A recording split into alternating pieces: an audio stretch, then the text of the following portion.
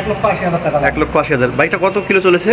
পাশে পালসারের অনেক কালেকশন দেখতে পাচ্ছি, Pulsar single disc, Pulsar double disk সব ধরনেরই বাইক দেখতে পাচ্ছি। Single disc, Pulsar double disk, Pulsar ABS সব ধরনের আছে। বাজাজ সিটি 100, তারপরে প্লাটিনা, কমিউটার সেগমেন্টের যে বাইকগুলো এগুলো কিন্তু ব্যাপক কালেকশন। হিরো স্প্লেন্ডার সব জনপ্রিয় বাইক।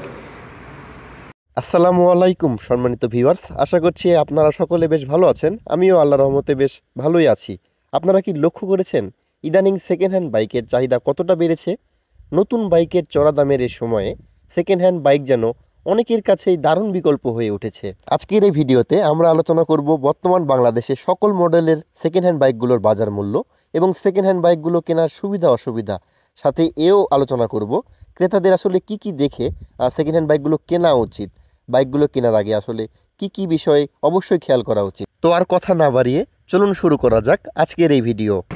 ইচ্ছা মনোটন 24-এর মডেল, শোরুম পেপারস।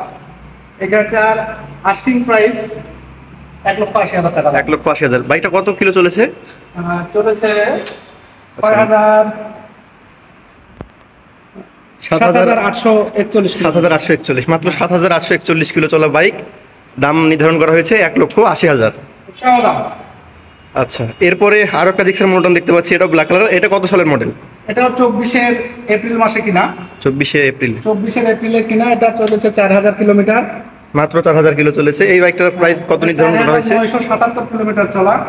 এটারও আস্কিং প্রাইস 1,80,000 টাকা দাম। আপনারা নিতে আসলে দাম দর করে কিছু কমে নেন পাবে। জি, মানে আলোচনা সাপেক্ষে কমতে পারে পরে। হ্যাঁ, আলোচনা সাপেক্ষে দাম কমবে। এরপর এফজেডএস ভার্সন 2। এফজেডএস ভার্সন 2 2021-এর মডেল, হাফ রেজিস্ট্রেশন করা আছে। তারপরে আবার একটা কিস্তি দেওয়া আছে, মানে 4 বছর হচ্ছে আপনি। হ্যাঁ জি। তো গাড়িটার বর্তমান আস্কিং প্রাইস হচ্ছে আপনার 1,90,000। 1,90,000। বাইকটা কত কিলো চলেছে? চলেছে আপনার 15,000 সামথিং। একদম কিন্তু মিটার চেক করে বাইক নিতে পারবেন। আর একটা FZS version 2। FZS version 2 black colour, 23-এর মডেল। 23 থেকে 33 পর্যন্ত রেজিস্ট্রেশন, মানে ফুল রেজিস্ট্রেশন। ফুল রেজিস্ট্রেশন গাড়িটি চলেছে 7,212 কিলোমিটার। আপনারা এই গাড়িটা দেখে নিতে পারবেন। ঠিক আছে, এই পাশে একটা ফেজার ভার্সন 2 মনে হয় এটা, না? জি, ফেজার ভার্সন 2। ফেজার ভার্সন 2 19-এর মডেল। 2019 সালের মডেল। হ্যাঁ, 20 থেকে 30 পর্যন্ত রেজিস্ট্রেশন, 10 বছরের পেপারস, রাজশাহী বিআরটিএর পেপারস, রাজমেট্রো নাম্বার। আপনারা গাড়ি নিতে পারবেন 2,10,000 টাকা। 2,10,000 টাকা।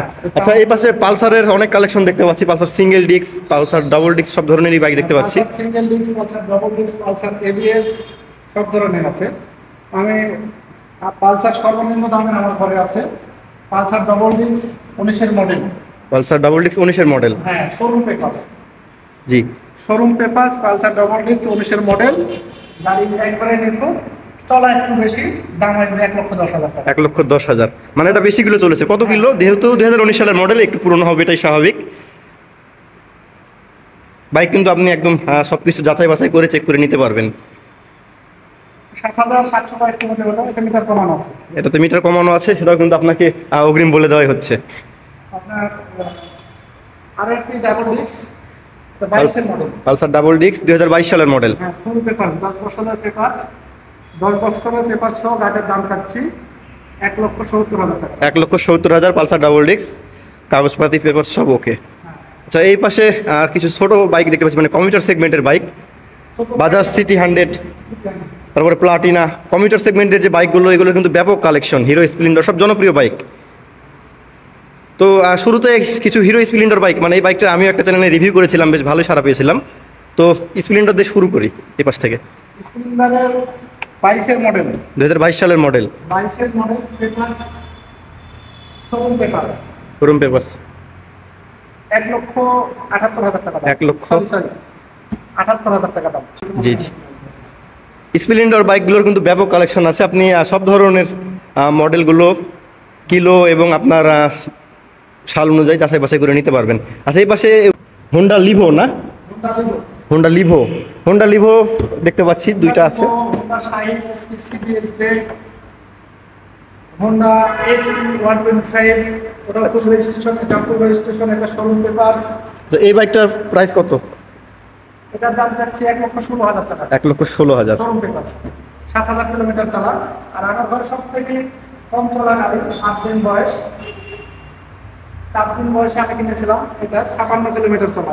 এই বাইকটা দেখে একদম ফ্রেশই মনে হচ্ছে, দেখেন একদম গ্লেজ দিচ্ছে, 56 দেখে বোঝাই যায় যে বাইকটা একদমই নতুন। 56 কিলোমিটার চলা। আপনার চাকার বিটটা দেখেন একদমই নিউ।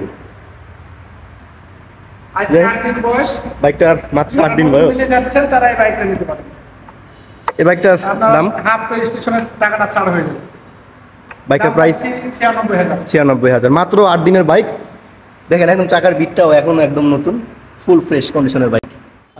পরিশেষে কিছু কথা, আসলে যারা সেকেন্ড হ্যান্ড বাইকগুলো নেবেন ভাবছেন, আমি ব্যক্তিগতভাবে কখনোই সেকেন্ড হ্যান্ড বাইকগুলো নেওয়ার পরামর্শ দিয়ে থাকি না।